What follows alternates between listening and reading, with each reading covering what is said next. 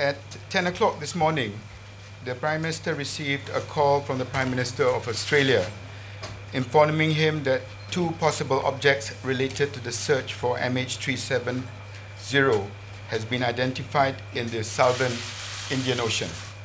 The Australian authorities in Kuala Lumpur have also briefed me on the situation, and the Australian Foreign Minister has spoken to the Foreign Minister of Malaysia. AMSA's Rescue Coordination Centre, RCC, Australia has received satellite imagery of objects possibly related to the search for MH370. RCC Australia received an expert assessment of commercial satellite imagery today.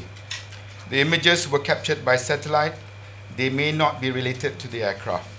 Every effort is being made to locate the objects seen in the satellite imagery. It must be stressed that these sightings, while credible, are still to be confirmed.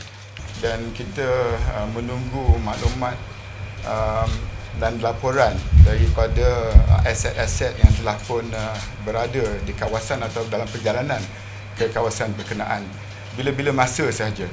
Dan ini merupakan satu breaking news yang cukup penting yang ingin diketahui oleh orang ramai satu dunia.